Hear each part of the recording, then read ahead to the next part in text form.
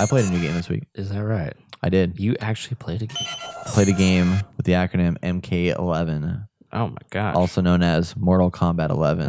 Oh. It's a new Mortal Kombat fighting game that's out. It's the 11th game in the series. Are you a fan of this stuff? Clear. I tend to gravitate towards it just because, I mean, I suck at them, but I like to play them because I've been playing Mortal Kombat since like 64 Combat, whatever that one was called, probably Mortal Kombat 64 to be honest. And I've always enjoyed it. It's always been a lot of fun to play. I don't ever like stick with it for a long period of time. I don't get like addicted to it and like play it for a year on end and then that's like do my competition game. Stuff. Right. Don't do that. No, it's not possible. But this game, there's a lot of cool things happening here. So it's what surprised me is this game is still made on the Unreal 3 engine. Not Unreal 4, which is the current engine now. It's made on the Unreal 3 engine. It's a very heavily modded version, but the graphics are damn good. Like really, really good. I'm playing on the PS4 Pro, 4K, and it's great. Looks really, really nice. And there's a lot going on in this game. So there's a few main components. So you have first and foremost, I want to mention there's a tutorial mode in this game. And normally when you have a tutorial mode, like you jump in there and they tell you a few basic, like, here's how you do this, here's how you do that, here's how you block, call it a day. They have a very extensive tutorial mode that is basically its own segment of the game that teaches you both basic strategies, advanced strategies, and then per character strategies. So you go in there and as you complete different training tutorials, you unlock the coins, the combat coins, I think it is, that you use to then buy upgrades and stuff for your character, which I'll talk about later. But I did the basic training tutorial. So they teach you about your basic attacks, your combos, your blocks, your block follow-up attacks. So like when you block, you can then do a follow-up combo that like does some kind of increased damage to the enemy. You can do things where you stun the opponent and then follow up with a combo attack, which will also do a different move set than like your current move set. So there's a lot more depth to this game than I remember. This is a very, very deep, dense game. And it's not a game where you just sit there and mash buttons and stuff happens. It's a game where you have to know your controls. You have to know the style of how the game is played. You have to know timing really well and all these maneuvers and move sets and things that need to be done in order to really become an advanced player. And it's complicated. Like this is just the basic stuff that I covered. I haven't gone even deep into like fatalities and stuff like that. I haven't done fatalities. They have these new things in there where you can do kind of like a pseudo. It's not like a hardcore like finishing move fatality.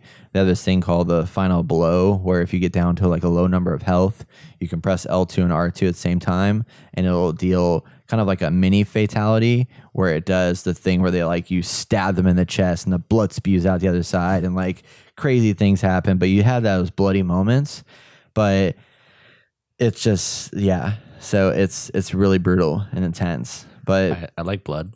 There's a lot of blood. There's a lot of blood. This game doesn't hold back. There's a move that I have where when you're playing, I think it's Kubal Khan or Kubai, what's his name? Kubi Khan or whatever his name is.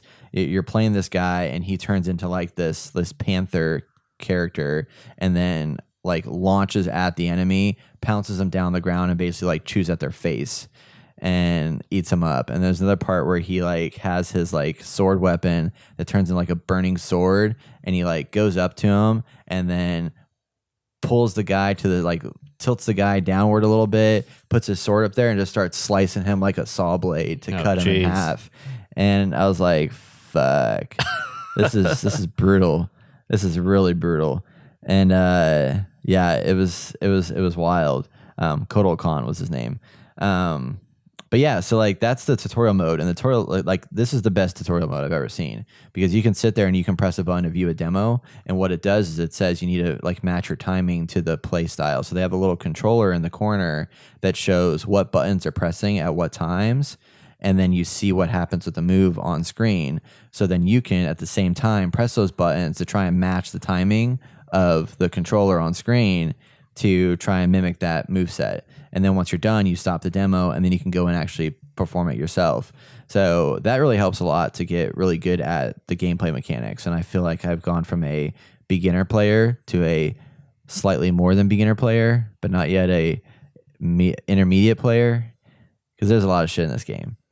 Yeah. A lot of characters. Most of the characters are returning from the previous games, which is nice. So there's a lot of familiar faces.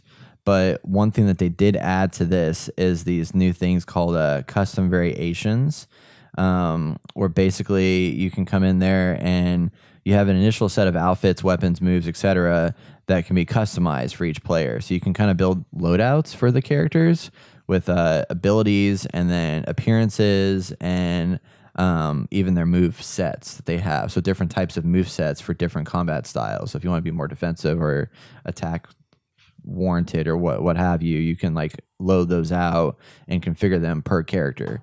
So it gets really, really deep in the customization of the game. Story mode. I played story mode a little bit, about a third of the way through story mode right now. So I haven't gone deep into it. There's 12 chapters. And I am finished with chapter 3, basically. So you got a little ways to go. A little bit to go, Right. yeah. But it moves pretty quick. I Like mean, do you feel like you're progressing combat-wise, getting a little better?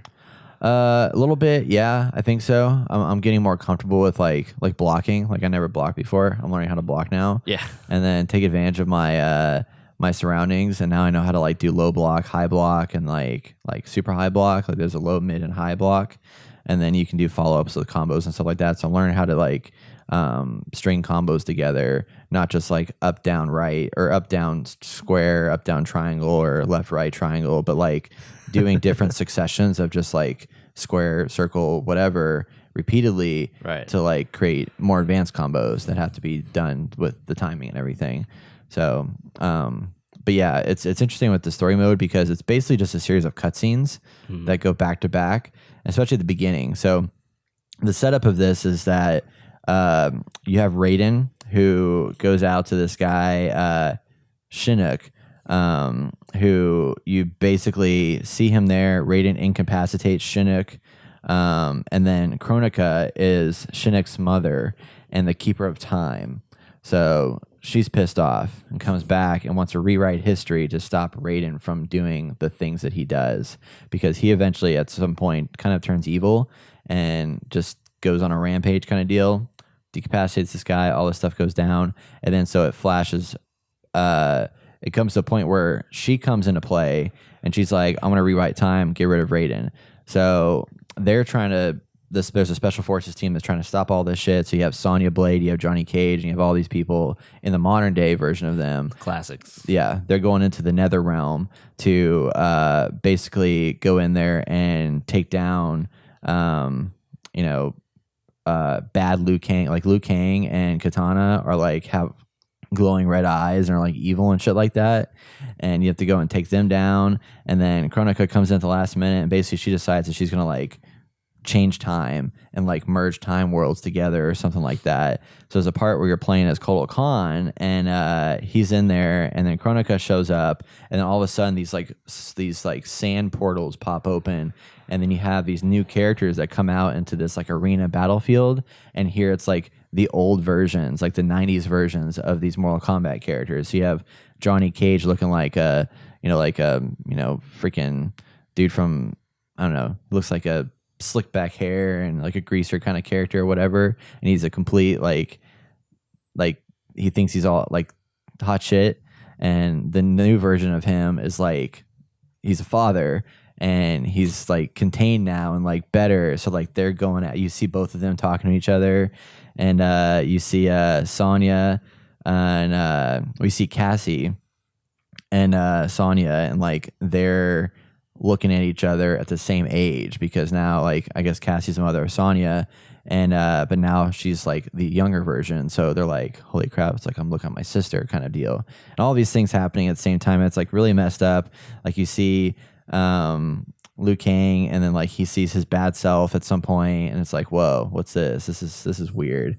But seeing these differences like coming together in this one place, there's a lot of really funny moments to it. Right. And the voice acting is pretty good. Like I was impressed with the voice acting, but I'm anxious to play more of it because they do a nice blend of like having you play a character for a little bit for a chapter, and the next chapter has you focus on another set of characters, and then the next chapter is another set of characters, and you just kind of follow through that overarching story, but focusing in on like one character you're playing to fight a couple of enemies through different precisions. But it's very seamless in how it transitions from cutscene to combat scenario and stuff like that.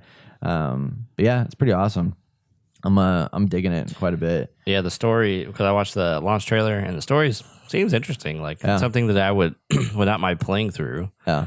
It's very hokey, but it's like it's good hokey. Yeah, it's not like it's this just, is dumb, but they know that they're right. They know that they're kind of silly and they're capitalizing on it. It's an outrageous game as it is, and so they have like this whole time thing where you meet your past self and meet your future self, and I think it's interesting to see that dynamic. Yeah. For this game, and I'm down to play it. And I know like Mortal Kombat 10, we kind of got into for a while when it first got released, and Travis was really good at Scorpion, and we'd come over and hang out at Brett's house and drink beer and get a little tipsy and try to kill each other, and it would get just mayhem would ensue, and we get pissed at Travis because he would spam because a Scorpion, I feel like that's almost a cheap character at this point. Yeah, and he'd just spam a bunch of stuff and just like, dude, what the fuck? Yeah, and then he'd go home and play it himself and get really good, and we're over here like just casually playing it when we can. We're like, fuck, we can't even beat anybody. Like, what's the point of this? But I don't know. It's a fun game. I just don't want to take the time because I try to do that too. I was like, well, I want to get as good as Travis just so I can battle him and it's not stupid, Right. At some point, at a point, it's like, well, why are we playing this game? Because there's only so much time you can put into it before you're like, okay, I can only get so good. And it's dedication, and it's like I got other things I want to do, other games I want to play. I just don't have time to do. It's the same thing with Dragon Ball Fighters. Yeah. It's like I really like that game is a game I've been waiting for a while, but at the same time, like it takes practice, dedication. You almost need to play it like every day to some degree to get really good at it or have a good understanding of it. Obviously, I think once you get a good understanding of it, you could probably don't have to play it every day if you're just going to casually play, Yeah. But at the same time, it's like that work that you got to put into it. It's like, I don't play games to work. I play games to play games. Yeah, no, I know. So it definitely is. I mean, you have a huge progression system in here. Like the menu system is complicated because there's a whole bunch of unlockable. You have emotes now. You have the different skins you can put on. You have the different loadouts. You have the different abilities. There's some additional couple of characters that I can unlock if I want to. You have all the training missions that you go through. You can customize your like combat card, which is like your ability, your profile card whenever you're going into multiplayer battles and stuff like that. We have all these different things in there you can customize, which I think is a little bit overkill.